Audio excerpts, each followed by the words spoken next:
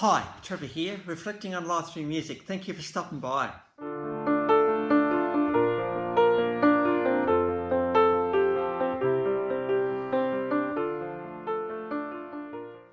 Well, coming again today, you're very, very welcome. I trust you enjoyed my last video on East Coast rapper JC.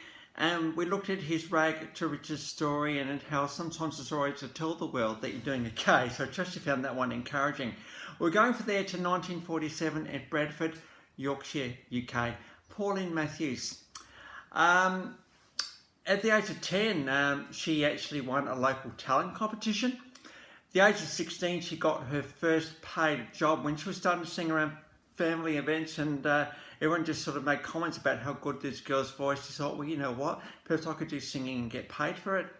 And so at the first, at just 16, she did that, and she started to become lead singer for some dance bands in the local area. In the early 1960s, Pauline would actually start to record as a session singer, including to Dusty Springfield. So to be asked to be sing with her is pretty amazing. She always actually think, well, what about me? And her first single, Early Night, was released around that time. And as at that point there, that the person who authored that said, you know what, why didn't you change your name to Kiki Dee? And this is the girl we're talking about today. Now, when you think about Kiki Dee, you think about one song in particular, but there's more to this girl than just that, absolutely. One of the other songs, Why Don't I Run Away From You? And here you can see how incredible her voice is. I've got a studio version of this one below. Her voice is absolutely stunning. She's been dubbed as known for her blue-eyed soul vocals, and well and truly that's what been characterised by that Why Don't I Run Away From You studio version of that one below. It's a pretty big hit for her, and thanks to Radio Caroline and Radio London. In 1968, she did release an album, I'm Kiki Dee. What a great album title that one is, and Phil Spector styled Wall of Sound list of songs on that album. In 1970, she signed to Motown. Now, this is a very significant right here, because Motown was a label for dark-skinned people. No, nothing like the soul and the groove of that particular genre, but they signed Kiki Dee, and she's the first white artist to be signed to that label, so that's pretty significant. She became a regular performer on BBC Radio 1, and then also in 1971, she actually was on an episode of the Benny Hill Show. Now, Benny Hill is absolutely iconic, as we know. You've made me very happy. We've got a studio version of her singing on the Benny Hill Show. So if you did make it on the Benny Hill Show, you know you'd made it. But this was all about to change soon after this time, when she signed with Rocket Record Company. Now, this is Elton John's label. So already by this time, Elton John had his own label, right? Because this guy was absolutely massive and huge. So to have him involved in your career is a pretty massive thing indeed. And because of that, Kiki Dee became a household name. In fact, pretty much her testament to the world song, I've Got the Music in Me. I did not realise this was hers, but this is an absolute amazing song, this one. I've got a live version of this one with the Kiki Dee Band in 1974. These guys are very tight indeed. Just full of rock, full of soul, full of everything, and Kiki Dee was absolutely nailing the lead vocals in this song. Interesting, when I look at talent shows on TV, and people says, oh, music is my life, and I've got to do music as a career and all the rest of the stuff that we do. How awesome is that? But this song goes a bit deeper than that, I'm thinking. And, you know, if I was to talk about my relationship with music, I think I'd have to say it was a companion. You know, when you need it, it's there. When you're feeling down, it lifts you. When you're feeling happy, it lifts you higher. It resonates with my soul, I honestly say. And every single song that I listen to, it kind of does that to me. music is more than just a thing you listen to. For people who love it, it actually becomes part of you. It sits at the very centre almost of who we are, and every now and then you get to play, and every now and then even more you get to write a song. You think, wow, that's pretty amazing. Where did that come from? And you think, well, I didn't write the song. The song basically told me it was ready to be written, and I just had to have my pen ready. You know, one of the lines, you know, as the waves caress the moonlit shore, love goes where? I'm thinking, well, that's some pretty amazing words right there. Where did those words come from? As the waves caress the shore, under the moonlit sky, love goes where? And you think, well, there's only a song can do that, right? No other way in the world do words like those ones come out. Music is just one of these things that captures our spirits and our hearts. It enables us to, to get through life sometimes. There's a song for every mood that we have, whether we're feeling really, really happy or feeling really, really sad or feeling a bit of whatever, a bit frustrated, a bit angry. There's a song that captures every mood. And one of the things I've loved about Life Reflections through music is that there is a song that to pretty well capture every nuance of life. You know, we go from being in love to not being in love, to how good love is when we're in it, to trying to make the most of this life. But when it doesn't go well, we're waiting for the starter's gun to go off and it's not firing. There's a song that captures all of these emotions and feelings. And it's almost like, you know, you don't feel quite so alone, because you know, well, there's actually a shared experience here, because someone's written those words, and yeah, that was well and truly their experience as well. So for Kiki Dee, who I suppose had finally found a record label that believed in her and that would go even further in a minute.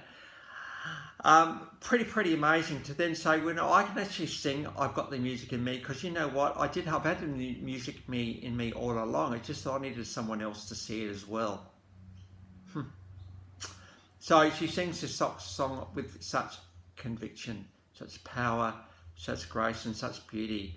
It's a full-blown rock song, this one, in many ways. And so Kiki Dee really truly did find her feet with this song. Got a live version of that one below. But it's going to get even bigger. 1976. This song got to #1 in the UK and stayed on the top of the charts for 6 weeks. It got to #1 in the US as well. Elton John was taking notice and said, hey, you know what, I wouldn't mind singing a song with you. So Don't Go Breaking My Heart was released. And this song was absolutely huge. What I love about this particular song is here's kind of a couple, I suppose, who know each other really well. I don't want to break your heart, because you know what? Why would I want to do that? Because I love you too much to do that. So Don't Go Breaking My Heart was absolutely massive. It was a massive song for Kiki Dee and Elton John. The world kind of had met Kiki Dee, but the world really truly met her with Don't Go Breaking My Heart. It was a massive song for her. We got the official clip with this one below. This is such a well-known clip, this one. They basically just walk into the recording studio and start singing it. So I've got the official clip of that one below. It was around this time that Kiki Dee supported Queen in Hyde Park to an estimated 150,000 people. In 1981, things had been a little bit quiet for her since 1976. She had a little bit of fame with that song, but back in 1981, she came resurfaced with a Star. Of course, again in the 1980s, were a little bit more synth-based, and so the Star's a pretty amazing song for her. I didn't realise she sang this one either, so we've got the official clip of this one below. We've also got actually a live version, or a studio live version of Amoresque, which was a song that she released a little while earlier, and Star. Amoresque was another song that I didn't realise that she did.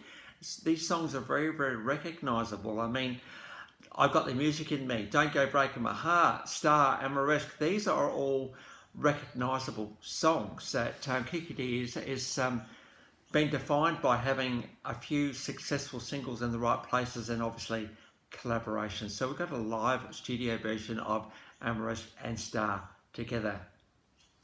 In 1985, she would actually come to Live Aid. Now, this was an absolute phenomenon, this particular show. Estimated 2 billion people watched this on television. It was all about ending hunger in Ethiopia, so Bob the Geldof. So Elton John asked Kiki Dee to come on to that pretty big stage, and they sang Don't Go Breaking My Heart together. Move forward to Madison Square Garden in the year 2000, and Elton John was singing probably, just a string of his biggest hits. And what's the song he saves to the very, very end? Don't Go Breaking My Heart, again with Kiki Dee coming on stage, looking very, very good indeed, and very, very comfortable, and just such an easy performer. So we've got the live version of that one below, all the way from 2000, which is some 24 years after the song was released, instantly recognisable. And how good to actually see the live versions of this song just really bring it to life. I mean, Live Aid was huge. Madison Square Garden, that concert is absolutely massive, and so to be featured in both of those is pretty significant. She has endeared herself. She has endeared herself to the world, this girl, and it's nice to see that the industry has also responded to her as well. From 1968 to 2022, it's over 50 years there, guys. 23 releases and 37 singles. And as very much this blue-eyed soul vocalist defined by her successful singles and collaborations. So the links to those 8 clips are in the descriptions below. Now, you might be asking, why don't you embed your videos? Well, the reason I don't do that is because, first of all, it's disrespectful to the artist. It's not my content to do that with. So the best thing I can do is just drop the links below. And so you may not want to look at all of the links. You may just want to look at some of them. But the option is there if you look at the ones you want to look at. I suppose for me, I just want to celebrate the artist and pick some of her most iconic songs to do that with. So the links to those 8 clips are in the description below. And I've also included my last video from JG just for something completely different.